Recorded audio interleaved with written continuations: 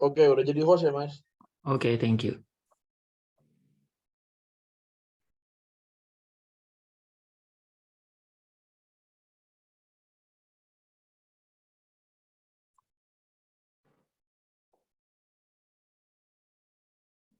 Oke, teman-teman. Kita langsung mulai aja ya sambil nunggu yang lain. Mungkin kita coba siapin materinya. Jadi waktu kita mungkin nggak banyak ya. Sorry, ini udah agak malam. Bismillahirrahmanirrahim. Jadi di kesempatan malam hari ini kita cuman coba merampungkan ya sisa materi ada dikit ya yang perlu kita perlu lengkapin, dan materi ini sebisa mungkin tidak terlewatkan karena termasuk sering ya keluar di ujian mandiri. Jadi kemarin kita bahas ada bab tentang struktur dan struktur jaringan dan organ pada tanaman yang mencakup pembagiannya ada jaringan meristem dan jaringan dewasa. Kemudian jaringan meristemnya ada 5 istilah dan jaringan dewasanya ada 7. Dan 7-nya udah kita bahas komplit. Tinggal kita masuk ke konsep organ. Jadi setelah konsep jaringan ada pembahasan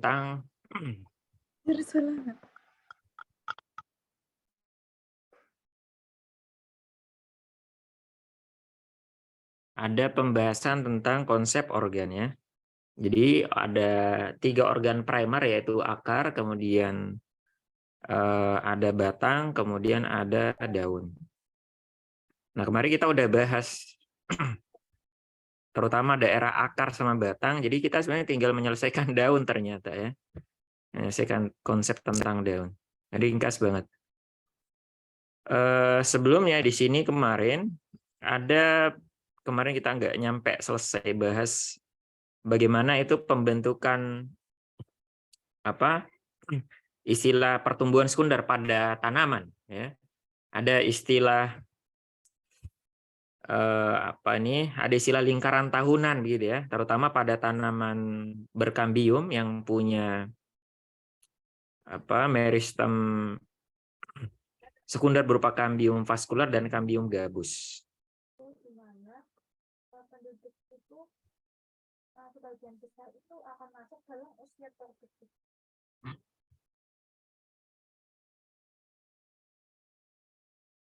Misalnya ini ada gambar nih. Di mana bisa beda ini gambarnya? Ada gambar keluar di SIMAK 2016 ya. Pertumbuhan sekunder batang terlihat pada potongan melintang dari pilihan A sampai E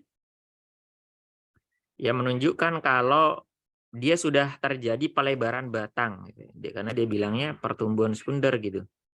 Jadi ini teman-teman harus menentukan dari 5 pilihan yang yang udah terjadi pelebaran gitu ya. Karena kalau dari sisi ukuran kalau kita lihat kok hampir sama aja nih ukuran dari jaringannya ini. Bagaimana membedakan antara gambar yang satu dengan yang lain kok mirip-mirip aja gitu.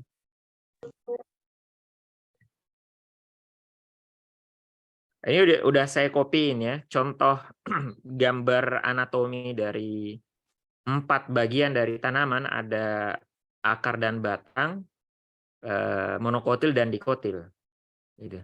Jadi teman bisa lihat kemarin kan kita udah sebutkan untuk bagian akar, ini teman lihat ya, jadi 2 yang atas ini akar ya. Jadi ternyata kalau kita lihat, kan kemarin konsepnya adalah baik akar maupun batang termasuk daun itu minimal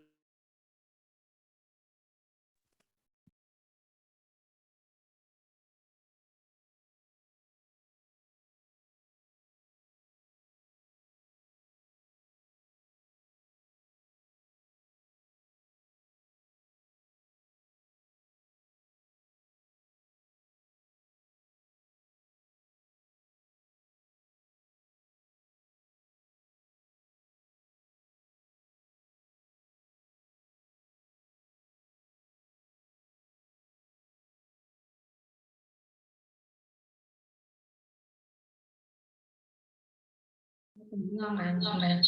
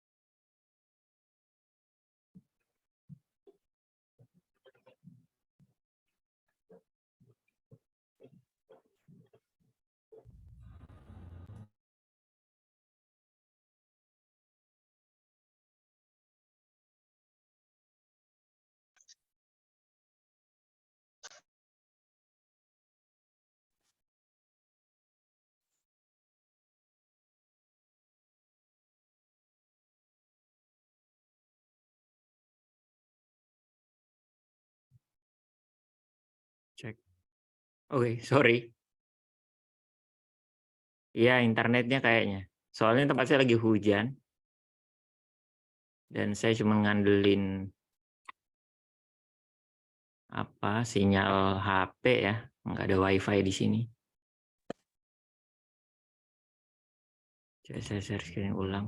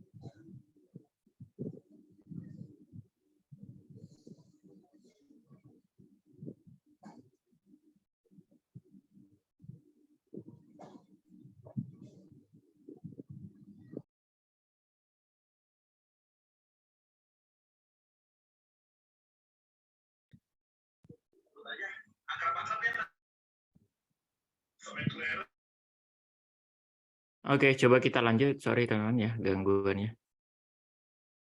Ini coba ya. Ini bisa kan?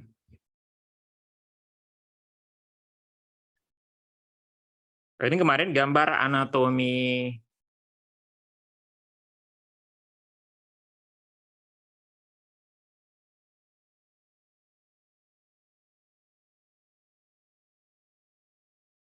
share screen-nya goyang nggak teman-teman? Coba ada yang bisa respon?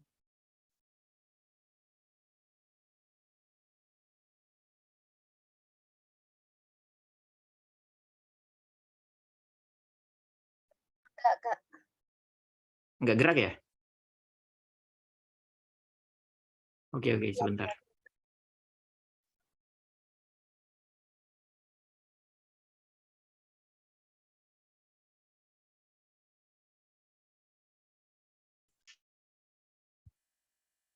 Banyak gangguan nih.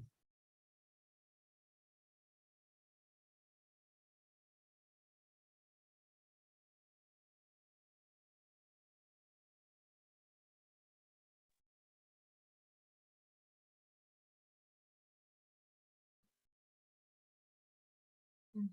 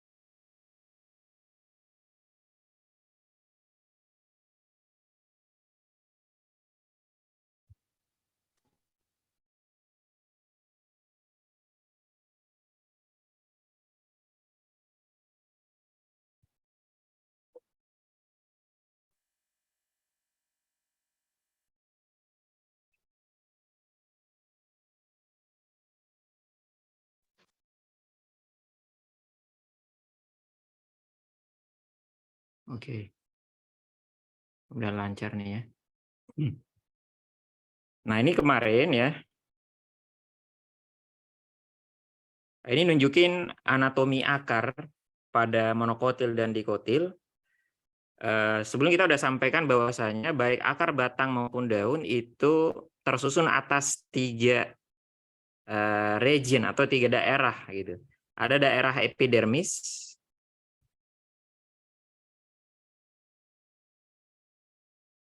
mereka pasti punya istilah apa? Bagian terluar sebagai pelindungnya. Mereka punya apa? Epidermis, ya. Kemudian ada istilah korteks. Habis itu ada silinder pusat, gitu. Nah, kalau kita lihat antara akar dikotil dengan akar monokotil, pada akar dikotil korteksnya itu luas banget, teman-teman.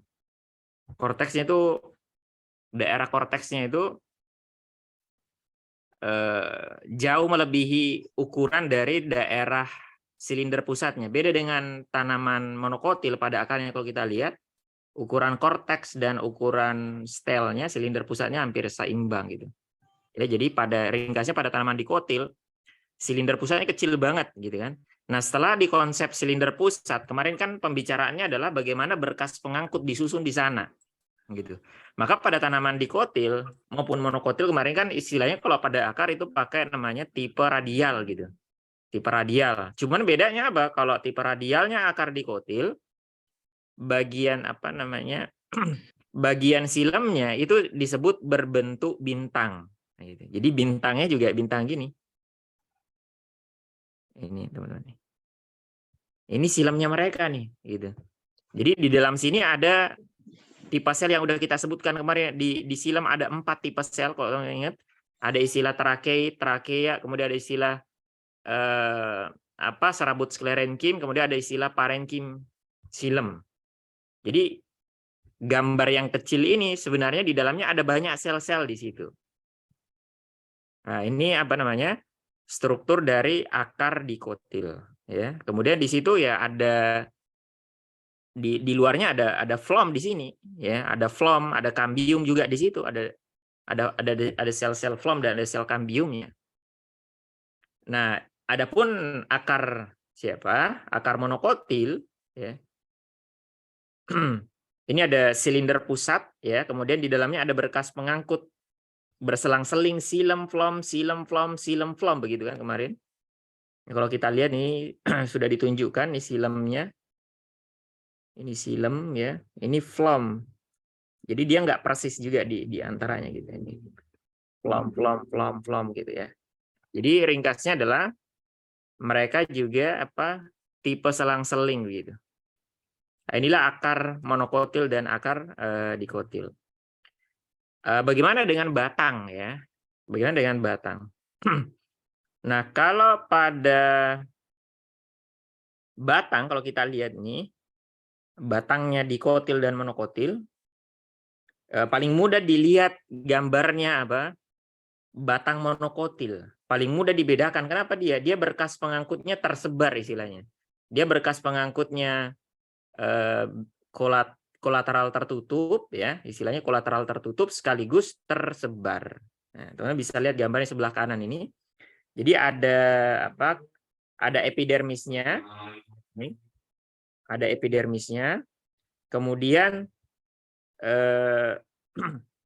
habis epidermis kan ada istilah korteks, ya. Kemudian silinder pusat. Jadi di sini silinder pusat dan korteksnya bergabung gitu. Maksudnya nggak ada perbedaan yang jelas antara keduanya, sehingga di sini cuma ditulis berupa meristem dasar. Jaringan dasar gitu. Jadi korteks dan silinder pusat yang isi dari silinder pusat kan ada empulur gitu ya. Maka empulur dan korteks pada batang monokotil di sini bergabung. Kalau di slide ini cuma tulis apa? Jaringan dasar. Nah, jaringan dasar kan isinya parenkim, kolenkim, sklerenkim. Tergantung dia masih muda apa tua gitu kan. Jadi di sana ada parenkim yang berperan menyimpan cadangan makanan, atau pada tanaman tertentu dia menyimpan udara gitu kan. Nah, ada parenkim, kolenkim, dan sklerenkim di sini. Nah, kemudian di jaringan dasar itulah tersebar berkas pengangkutnya. Di sini tertulisnya vascular bundle. Ini berkas pengangkut. Xilem dan phloem langsung barang-barang di sana tanpa kambium, dan disebutlah dia dengan istilah kolateral tertutup gitu. Jadi ini tersebar nih. Ini xilem phloem di dalam satu berkas pengangkut ya, teman-teman. Di dalamnya udah ada xilem phloem di situ. Nah, paling mudah melihat apa kalau saya ya, batang monokotil. Jelas banget, nggak ada yang mirip dia kalau dari sisi struktur. Nah, adapun pada batang dikotil itu harus dibedakan batang dikotil ketika masih muda dan ketika dia udah mengalami pertumbuhan sekunder. Tentunya beda strukturnya ketika dia udah melebar batangnya ya, atau ketika masih muda belum lebar ya. Nah, ini gambar contoh jaringan batang dikotil ketika masih muda. Maka kalau kita lihat kalau pada batang dikotil ini, teman-teman, itu ada empulurnya seperti yang kita sebutkan kemarin. Empulurnya bahkan dia bagian terluas di sini, ya, mirip dengan akarnya monokotil. Jadi antara monokotil dan dikotil ini selang-seling gitu. Kalau teman-teman lihat ya. Jadi selang-seling apa maksudnya? Kalau pada tanaman dikotil, empulur itu ada pada batang gitu. Empulur itu ada pada batang. Akar dikotil nggak punya empulur. Jadi akarnya dikotil yang ini nggak ada empulurnya. Kenapa? Karena bagian tengahnya diisi dengan xilem gitu. Ya, itu dia. Kalau monokotil sebaliknya ya, akarnya punya empulur, batangnya enggak. Gitu. Jadi batang monokotil ini karena silinder pusat dan korteksnya itu tidak ada batas yang jelas gitu. Maka kita nggak sebut istilahnya empulur di sini. Kita nggak ada empulurnya pada batang monokotil. Ringkasnya begitu ininya. Maka kalau kita lihat nih urutannya pada batang dikotil, maka dimulai dengan ada istilah epidermis ya. Kemudian nanti ada korteks yang tipis kecil gitu. Langsung ada apa? Berkas pengangkut yang bersifat kolateral terbuka. Di sana selang-seling xilem di sana ada xilem dan phloem sekaligus. Ini ada apa? Ada xilem ya, ada phloem, ada xilem, ada phloem gitu. Ini kalau kita lihat xilem dan phloem itu apa namanya berbatasan dan mereka dalam satu berkas pengangkut begitu ya, berdekatan teman-teman. Nah, nanti di antara mereka itu kalau gambar ini nggak ditunjukin ya, harusnya ada apa? Ada kambiumnya, sehingga memungkinkan nanti namanya pertumbuhan sekunder. Maka ketika terjadi pertumbuhan sekunder, ini contoh gambarnya. Ya, ini tadi epidermis. Oh, ini ada gambarnya. Nanti ringkasnya ketika batang tanaman dikotil itu melebar, epidermis rusak, ya, nanti akan digantikan sama yang namanya peridermis nih. Gitu. Digantikan sama peridermis. Maka kambium vaskular ini, kita bisa lihat ini gambarnya. Ini kambium vaskular, ke arah dalam dia akan membentuk namanya silem sekunder. Ya, silem sekunder nih. Maka ke arah luar dia akan membentuk flom sekunder. Karena flom di luar, kambium silem di dalam gitu.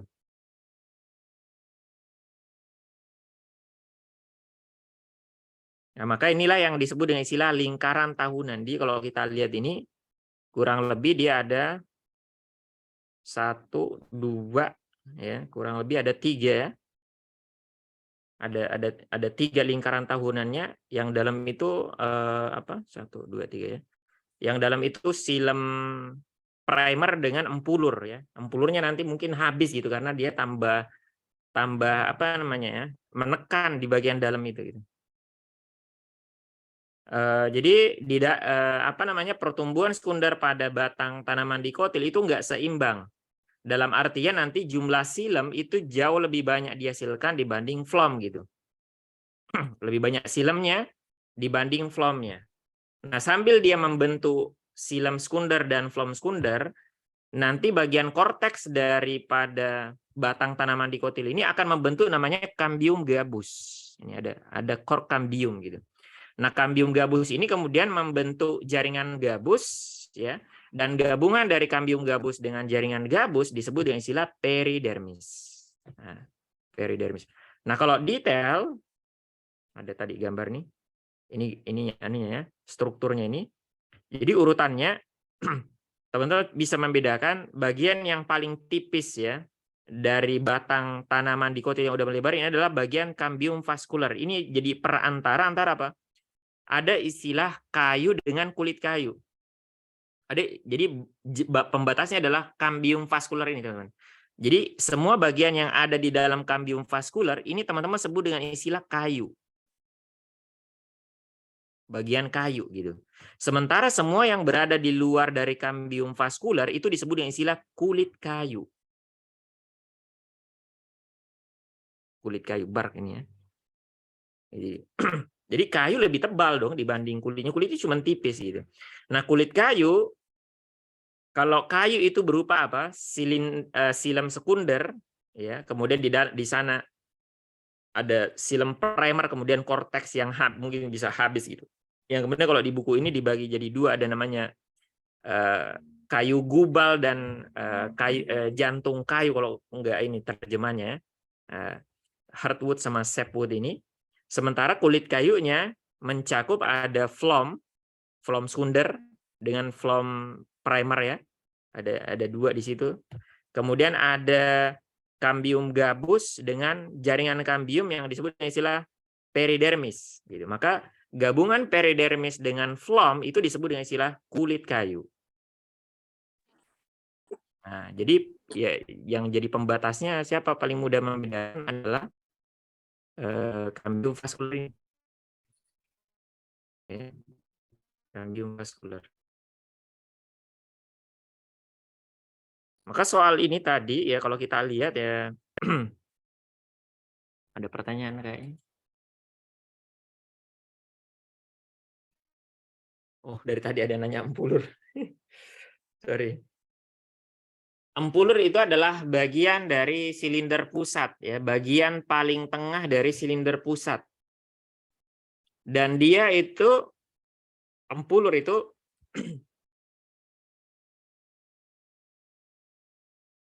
gimana jelasinnya? Gambar yang mana?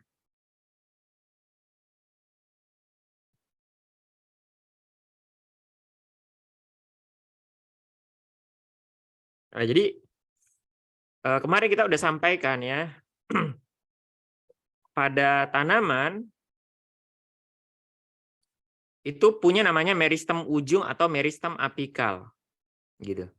Nah, meristem apikal ini itu terletak di ujung akar dan ujung batang. Ringkasnya itu berperan untuk pemanjangan akar dan batang, kemudian dia akan berdiferensiasi membentuk namanya meristem primer gitu. Jadi meristem apikal berdiferensiasi membentuk meristem apikal yang ada 3 bentuk, ada namanya protodem, prokambium, sama meristem dasar. Jadi di ujung akar kenali 3 istilah ini, ya, protodem, prokambium, dan meristem dasar. Ini gambarnya nih. Jadi teman-teman bisa lihat ini gambar yang bulat ini ada meristem apikal ya. Ini meristem apikal ya. Di situ kenapa? Itu berisi satu sel yang jenisnya cuma satu jenis sel, yaitu sel meristem apikal gitu. Satu jenis semua ini, sel-sel yang sifatnya paling embrional pada tanaman ini. Belum menjadi dewasa menjadi jaringan apapun gitu. Dia jaringan yang masih muda, bisa jadi apa aja gitu ya. Nah, ringkasnya meristem apikal ini yang berisi sel-sel meristem apikal ini nanti berdiferensiasi membentuk namanya meristem sekunder. Jadi meristem apikal berubah apa? Jadi meristem sekunder. Sorry. Meristem sekunder sih. Meristem primer maksud saya. Ya. Apa itu meristem primer? Meristem primer mencakup 3 bagian. Ada namanya protodem tadi. Protodem. Kemudian bagian ini lapisan kedua namanya meristem dasar. Meristem dasar. Kemudian yang paling tengah namanya prokambium.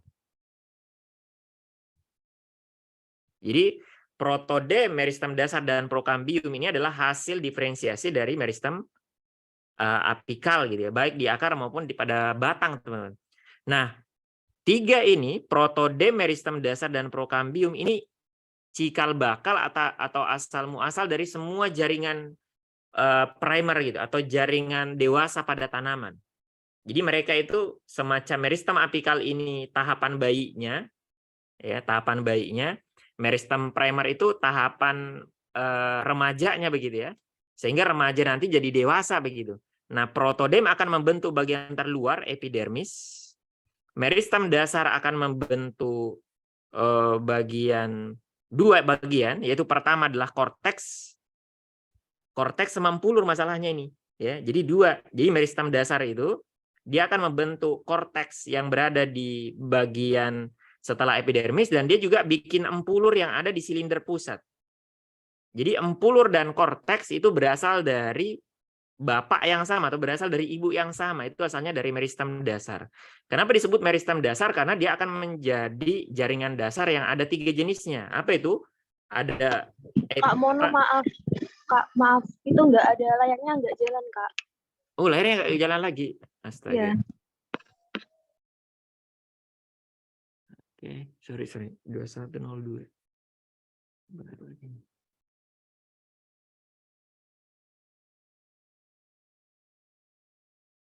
Ini aplikasinya sekarang entah kenapa sering macet ya.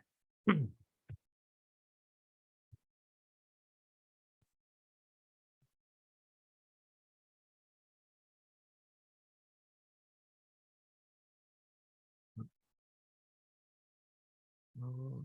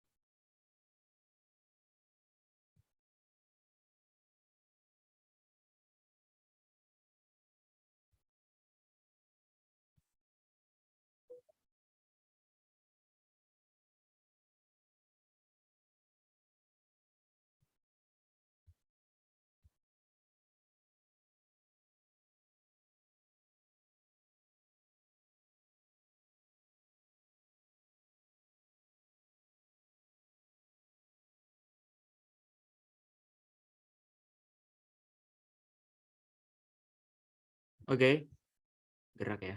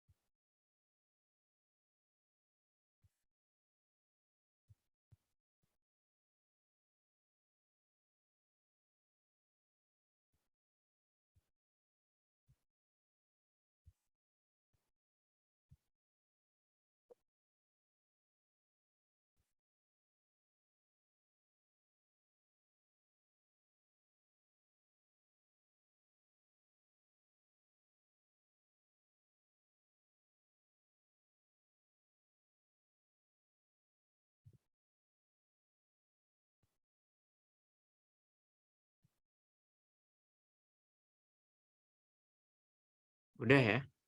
Kayaknya saya harus ganti aplikasi nih.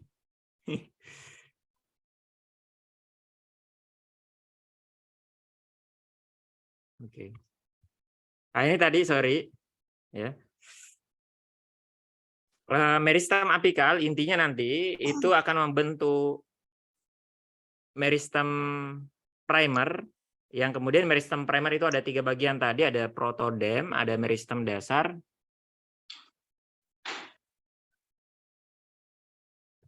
Ya, semangat juga ya. Ada meristem dasar, kemudian ada prokambium ya. Nah, meristem dasar ini kemudian dia berdiferensiasi membentuk namanya jaringan dasar yang ada 3 jenisnya.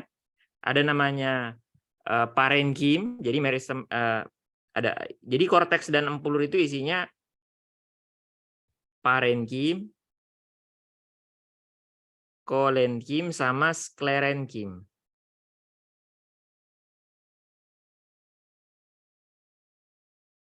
Ya, parenkim, kolenkim, dan sklerenkim gitu.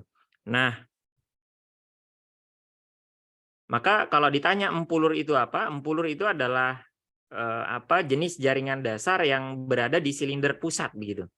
Jadi jaringan dasar itu bisa jadi menyusun korteks ya, bisa jadi menyusun silinder pusat. Nah, kalau yang menyusun silinder pusat itulah yang disebut dengan istilah empulur. Maka di tengah-tengah batang atau akar ya, itu ada jaringan dasar, ada empulur yang bisa berperan untuk menyimpan cadangan makanan. Itu bayangin begitu. Maka di sini tadi ya.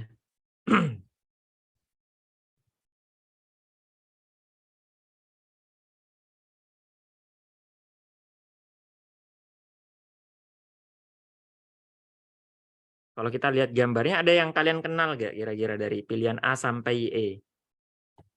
Kalau dilihat ada yang mirip, yang mana gitu yang bisa kenalin?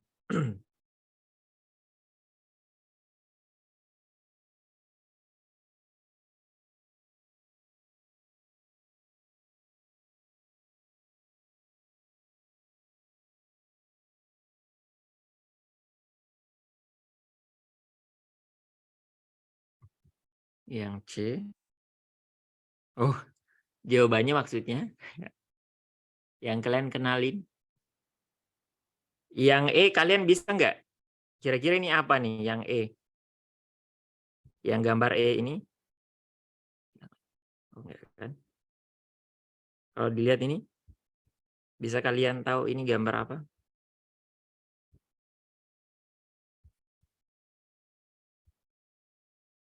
Kita pengenalan gambar dulu. Apanya dikotil? Akar apa batang? Jadi harus tentuin, bisa bedain 5 istilah ya tadi. Akar monokotil, akar dikotil, batang monokotil, batang dikotil muda, batang dikotil tua. Jadi 5 tuh. Oke, oke. Ya sih, ya jelas sih karena udah ada gambar di sampingnya, betul. Maka yang pilihan E ini akar dikotil. Kenapa? Karena ini diingat ya, gambarnya gitu. Ada gambar apa? Silang begitu di tengahnya yang merupakan empulurnya. Jadi enggak yang merupakan silemnya, maksudnya bukan enggak mengandung empulur ya. Makanya akar dikotil. Terus yang pilihan B kalau kita lihat ini berkas pengangkutnya tersebar nih. Nah, maka ini batang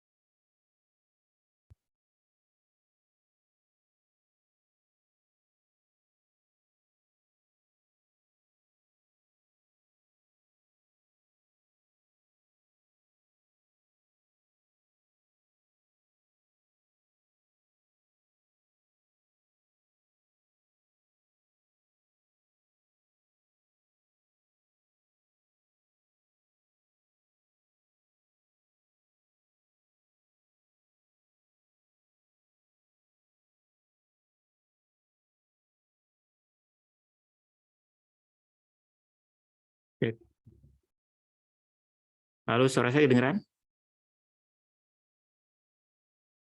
Dengar. Oh ya, sorry.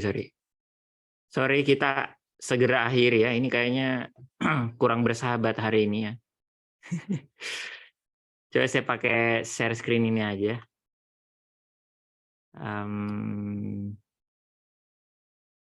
Pakai PPT aja kali.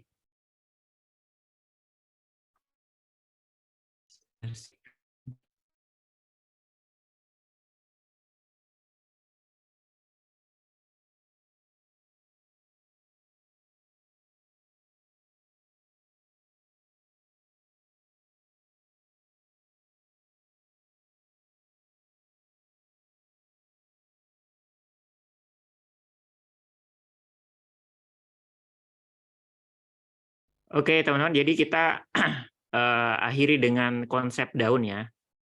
Jadi yang terakhir ya, untuk struktur daun, nanti daun itu ketika dipotong melintang, maka terlihat gambarnya seperti ini ya. Ada bagian atas dan bawah disebut dengan istilah epidermis atas dan ada epidermis bawah. Ringkasnya, epidermis atas punya ciri dia menghasilkan namanya kutikula. Jadi di permukaan atasnya itu mengandung namanya kutikula. Ini kutikel ya. Nah, jadi dia berupa lilin. Fungsinya apa? Untuk mencegah penguapan. Karena daun itu kan dia sifatnya tipis dan dia nanti tujuan dari air ke sana kan untuk fotosintesis. Maka untuk mengurangi terjadinya penguapan dari daun, kehilangan air, maka dia harus dilindungi dengan adanya diantaranya kutikula. Kemudian adapun epidermis bawah, lower epidermis ini di bawah itu, cirinya adalah dia mengandung stomata. Jadi sel-sel pada epidermis bawah itu bermodifikasi membentuk namanya penjaga. Ini tertulis guard cell. Itu sel penjaga.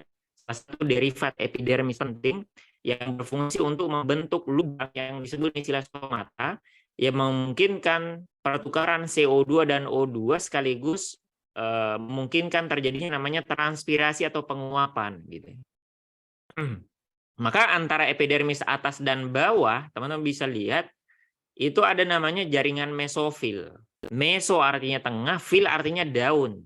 Maka disebutlah dengan istilah mesofil. Kenapa? Karena terletak di antara epidermis atas dan epidermis bawah, terletak di tengah-tengah dari daun. Meso artinya tengah gitu ya. Maka mesofil itu ada dua tipe selnya, ada dua jaringannya. Ada namanya jaringan palisade, punya nama lain jaringan tiang atau jaringan pagar gitu. Sementara yang bawah jaringan spons ya disebut dengan istilah jaringan bunga karang. Nah, ringkasnya jaringan palisade itu punya ciri susunannya rapat gitu. Susunannya rapat. Kenapa harus rapat dia? Karena di antara tujuan dia adalah juga untuk mencegah yang namanya penguapan. Ya, untuk mencegah yang namanya apa?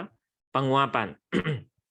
Pada tanaman yang tebal daunnya kan kalau teman pernah lihat daun tuh ada yang kadang kayaknya tipis, ada yang daunnya tipis, ada yang tebal banget gitu. Ada yang tebal.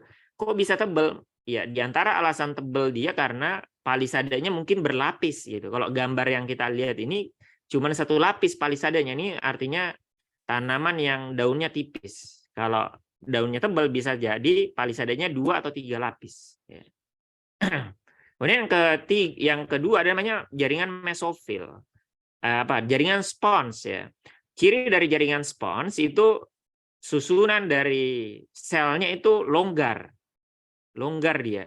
Kenapa longgar susunan sel dari jaringan spons atau bunga karang ini?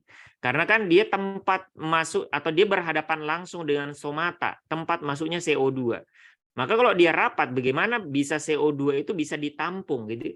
Jadi dengan adanya ruangan-ruangan yang berada di antara sel spons ini, itu memungkinkan untuk menyimpan CO2 di sana ya, karena mau dipakai untuk apa? Fotosintesis. Maka palisada dan mesofil ini adalah dua tipe sel yang mengandung kloroplas ya, yang berfungsi untuk apa? Fotosintesis. Di antara derivat parenkim yang udah kita bahas kemarin. Kalau ditanya yang mana paling efektif di dalam fotosintesis, maka teman-teman jawab yang palisade. Kenapa? Karena palisade itu mengandung kloroplas jauh lebih banyak dibanding sel yang mesofil gitu. Kemudian ya di mana di bagian di antara sel-sel mesofil itu teman-teman bisa lihat ada berkas pengangkutnya. Ya, ada xilem dan flom di sana yang berfungsi untuk mengangkut air dan juga hasil fotosintesis. Maka mereka mungkin mewakili istilah silinder pusat kalau pada akar dan batang gitu. Kalau detail nih strukturnya ini bisa dibesarin lagi gitu.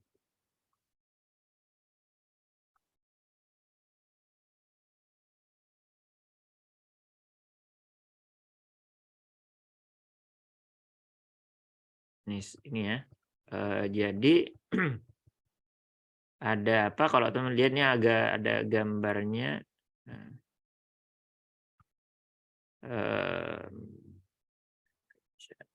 Oh ini.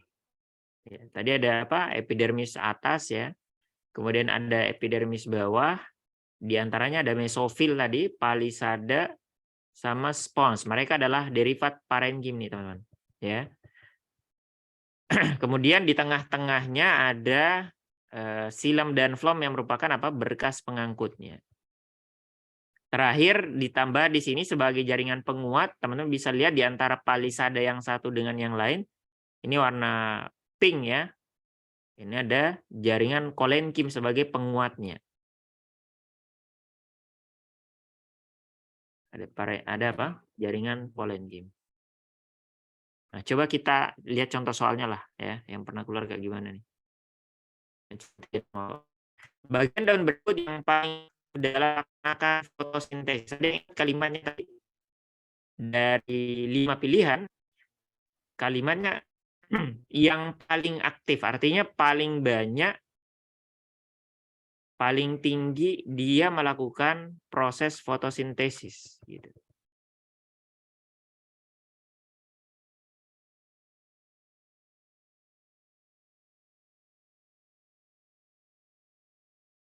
Yang mana? Jadi teman-teman ingat ya, mungkin tipe sel 4 ya, yang saya tahu, yang saya hafalkan ada 4 tipe sel yang mengandung kloroplas. Gitu. Bisa catat apa 4 tipe sel itu. Pertama adalah sel penyusun palisada. Palisada. Kemudian yang kedua ada spons. Kemudian yang ketiga ada sel penjaga pada stomata, itu bisa juga tuh fotosintesis ya. Yang keempat kolenkim. Nah, ini 4 tipe sel yang mengandung kloroplas gitu. Nah, pertanyaan di soal ya, dari 4 sel ini yang paling banyak melakukan fotosintesis adalah yang mana? Tadi udah saya sampaikan bahwasanya yang paling banyak mengandung kloroplas itu adalah sel yang palisada. Jaringan yang mana? Jaringan tiang atau palisada. Jadi ini jawabannya D nih. Oke. Ini nulis susah juga nih. Oke, berikutnya coba kita ringkas ya. Stomata merupakan struktur khusus pada organ daun yang berfungsi untuk menangkap cahaya. Sorry. Ini kelihatan nggak? Oh, nggak kelihatan stomatanya ini ya. Kloroplasnya nggak kelihatan. Kalau gambar ini lumayan nih.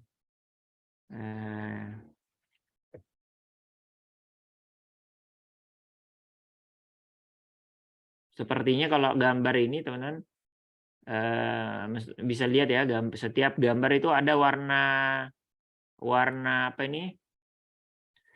Warna merah jambu, ini nukleus ya, ada nukleusnya.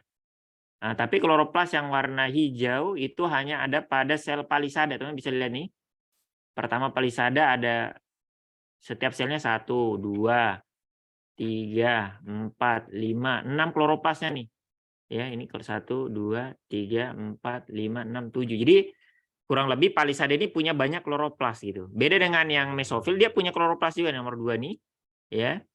Tapi nggak banyak gitu. Ini kalau kita lihat cuma ada 2 nih, 1, 2. Ini cuma gambaran aja ya, gambaran kalau apa? Ada kloroplasnya tapi sedikit. Termasuk juga sel penjaga nih teman-teman bisa lihat nih ya, ada kloroplasnya juga nih. sel penjaga ini. Ya, sel penjaga, tapi yang epidermis lain nggak ada.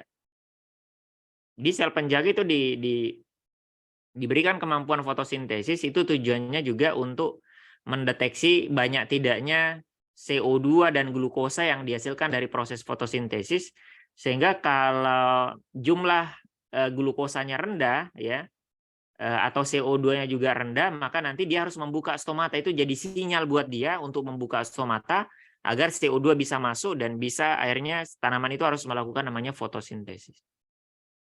Sel penjaga butuh gitu. Maka di sini stomata ada stomata merupakan struktur khusus pada organ daun yang berfungsi untuk menangkap cahaya dalam fotosintesis, sebab pada umumnya stomata membuka pada siang hari dan menutup pada malam hari. Benar nggak? Stomata merupakan struktur khusus pada organ daun yang berfungsi untuk menangkap cahaya dalam fotosintesis. Ingat ya?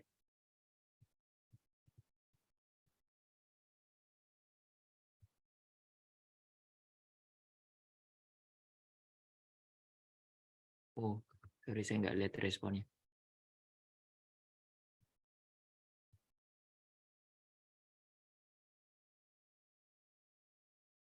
Coretannya nggak keluar ya. Astaga, sorry nih ya. Salah benar. Salah benar. Oke, coba saya lihat lagi. Jadi stomata itu yang mana? Kita lihat lagi ya. Stomata itu yang lubang, ya. Mana tadi? Nah, ini. Stomata yang lubang gitu. Apakah stomata bisa nangkap cahaya? Apakah lubang bisa nangkap cahaya? Jadi stomata sendiri dibentuk oleh yang namanya tipe sel penjaga, guard cell ini. Nah, guard cell ini benar dia mengandung kloroplas yang di dalamnya ada klorofil untuk menangkap cahaya sehingga dia bisa fotosintesis. Tapi dia itu punya fungsi khusus bukan untuk fotosintesis gitu. Siapa sel penjaga ini. Tapi apa? Untuk yang membentuk yang namanya stomata gitu. Dia diberikan kemampuan fotosintesis memang tujuannya untuk mengatur membuka dan menutupnya stomata tadi gitu. Ya. Adapun yang berperan khusus untuk fotosintesis adalah sel penjaga, sel palisada dan sel spons yang ada di atas. Sel spons dan sel palisada gitu. Maka bahkan meskipun kata kunci stomata di sini diganti menjadi sel penjaga sekalipun, nggak keluar coretannya. Meskipun stomata itu diganti dengan kata kunci sel penjaga, stomata merupakan struktur khusus pada organ yang berfungsi untuk menangkap cahaya, itu juga tetap salah gitu. Karena fungsi khusus dia adalah untuk membentuk rongga atau lubang yang disebut dengan stomata untuk pertukaran gitu. Fungsi stomata itu apa? Untuk pertukaran gas CO2 dan O2 sekaligus untuk transpirasi. Jadi dua fungsinya stomata gitu ya. Itu untuk pertukaran gas CO2 dan O2, yang mana pertukaran CO2 dan O2 itu untuk fotosintesis. Yang kedua adalah untuk keluarnya air atau H2O ya melalui proses apa? Transpirasi. Transpirasi itu penting. Nggak bilang transpirasi itu jelek gitu. Transpirasi dalam jumlah yang berlebih lah yang jelek. Tapi transpirasi tetap diperlukan tanaman, yang mana transpirasi itu kalau di konsep transport zat itu disebut dengan istilah daya isap daun gitu. Jadi transpirasi itu memungkinkan air dari akar itu bisa bergerak dengan cepat gitu ya melalui kapiler batang, sehingga bisa mempercepat yang namanya transport zat dari akar ke daun gitu. Jadi mirip fungsi stomata itu dalam hal ini kalau teman pernah lihat atau pernah dengar orang mindahin bensin dari suatu wadah yang gede ke botol-botol kecil gitu ya. Biasanya kan dihisap tuh ujungnya, dihisap begitu terus nanti ujung selangnya yang kecil itu diarahkan ke mulut botol untuk ngeluarin isi terserah air atau bensin gitu ya. Jadi mirip dengan adanya daya isap daun itu akan mengisap air yang ada di akar agar bergerak cepat ke batang baru ke daun gitu. Jadi transpirasi itu penting untuk transport zat, tapi kalau berlebih ini yang berbahaya ya, bisa menyebabkan tanaman itu jadi layu nanti kalau kehilangan banyak air.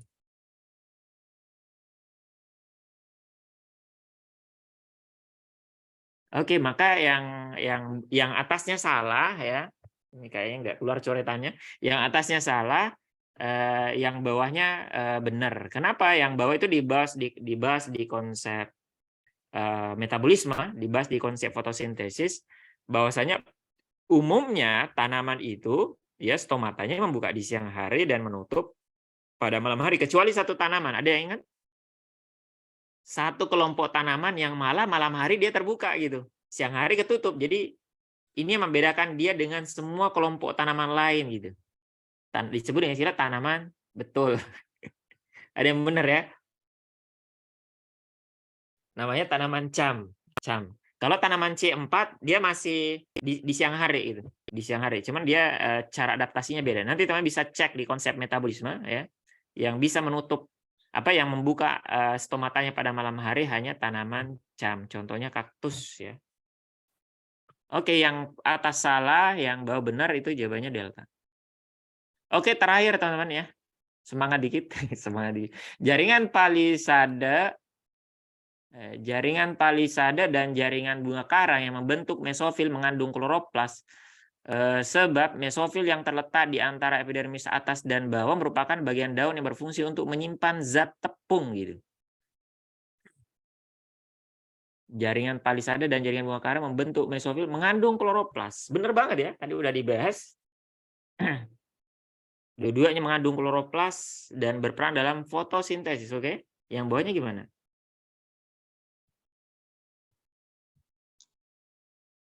Mesofil yang terletak di antara epidermis atas dan bawah merupakan bagian daun yang berfungsi untuk menyimpan zat tepung.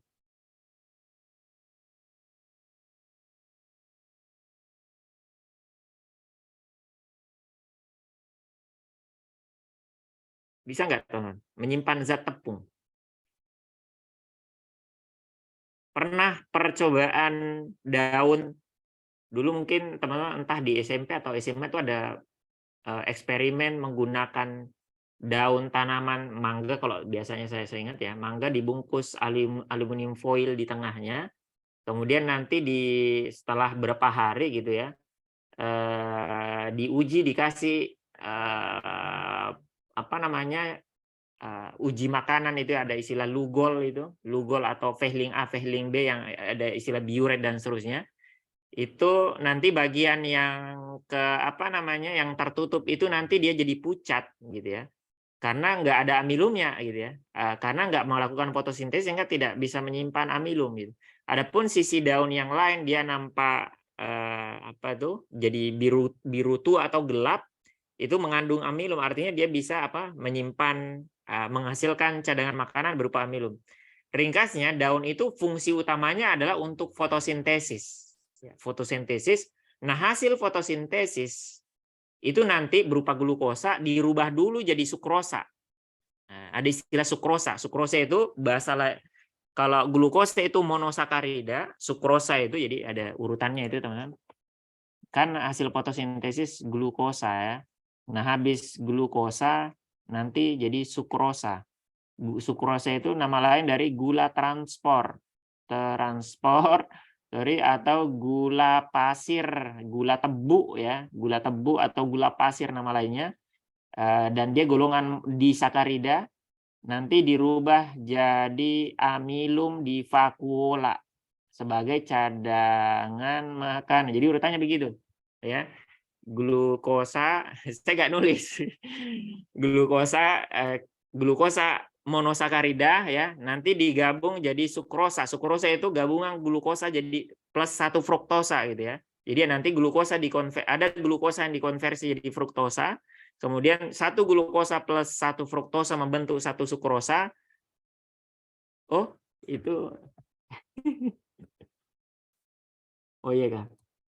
Cuma 1 orang ya. Gimana nulisnya? Everyone. Oh ya, sorry. Jadi glukosa itu monosakarida hasil fotosintesis gula berkarbon 6 ya. Kemudian tanaman itu kalau dia mau bawa dia ke bagian yang lain, dari daun pengen dibawa ke batang atau ke akar, dia harus konversi dulu jadi sukrosa gitu. Ya, sukrosa itu bentuk gula transpornya. Kalau pada manusia gula transport kita dalam bentuk glukosa gitu. Disebut gula darah nama lainnya kalau kita. Glukosa itu sama dengan gula darah, gula transportnya kita gitu.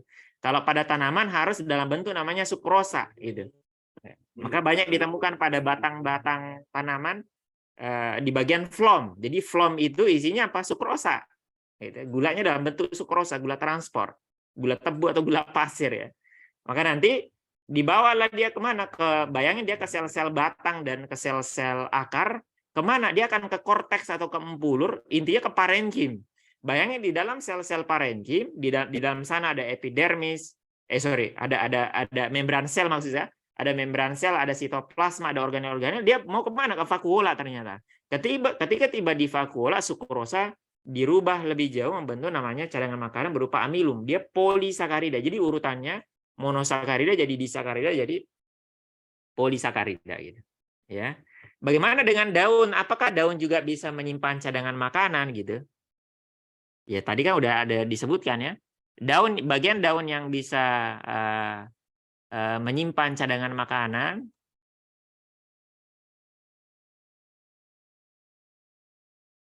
itu adalah bagian yang mana tadi siapa ini? Terutama yang spons teman-teman ya. Jadi kalau palisade kenapa kloroplasnya paling banyak? Karena fungsi utamanya adalah untuk fotosintesis. Gitu. Kemudian nanti si sel mesofil ini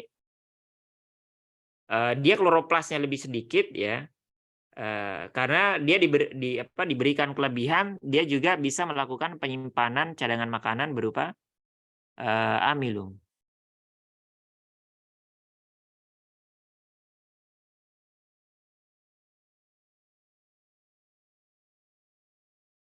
Maka mesofil itu selain bisa melakukan fotosintesis, dia juga bisa menyimpan cadangan makanan dalam bentuk amilum. Nama lain dari amilum tepung atau pati gitu.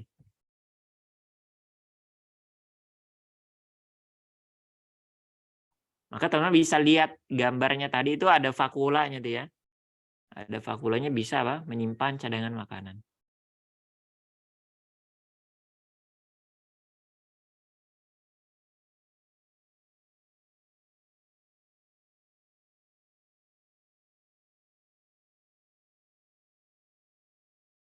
Maka pernyataan yang atas tadi itu benar ya. Dia mengandung kloroplas yang sebabnya mesofil yang terletak di antara epidermis atas dan bawah merupakan bagian daun yang berfungsi untuk menyimpan zat tepung. Dia kalimatnya entah ada dibatasi, enggak ada kata hanya juga kan ya, enggak ada kata hanya. Mesofil merupakan bagian daun yang berfungsi untuk menyimpan zat tepung. Ya bisa gitu, bisa menyimpan.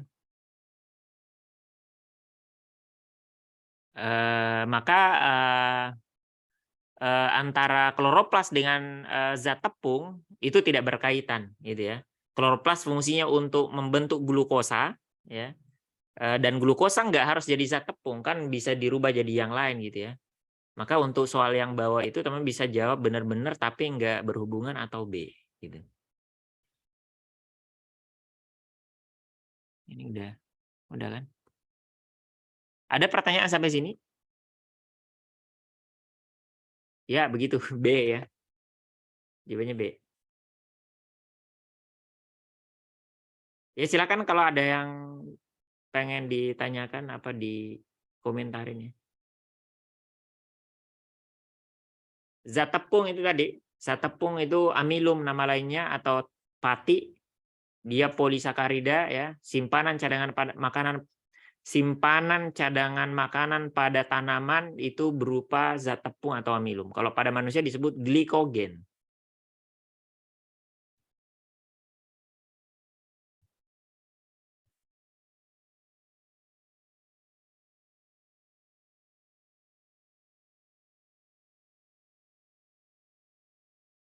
Maksimal pada daun bisa lebih dari 3.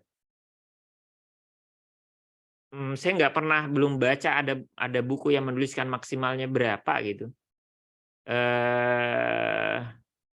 Mungkin 2-3 lapis ya paling banyak gitu. Nggak bilang tebel juga. Jadi tergantung jenis daunnya. Biasanya kalau daunnya tipis dia cuman 1 lapis ya. Kalau dia palisadenya ya. Kalau dia daunnya tebal, maka jumlah lapisan palisadenya juga lebih dari 1, 2 atau 3 dan itu berperan untuk biasanya terdapat pada tanaman yang hidup di daerah yang panas atau kering gitu ya. Sehingga dia butuh tebal daunnya untuk mencegah penguapan lebih maksimal seperti itu. Dan biasanya daunnya juga lebih sempit ya. Jadi itu bagian dari adaptasi pada tanaman.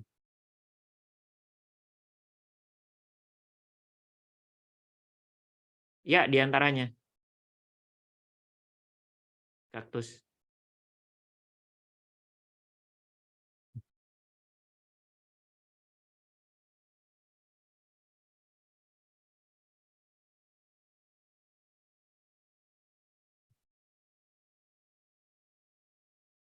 Cara belajar biologi. Ilmu itu dikumpulkan sedikit demi sedikit seperti teman-teman ngumpulin debu-debu jadi gunung gitu. Ya, butuh waktu Mang, belajar itu ya pelan-pelan ya.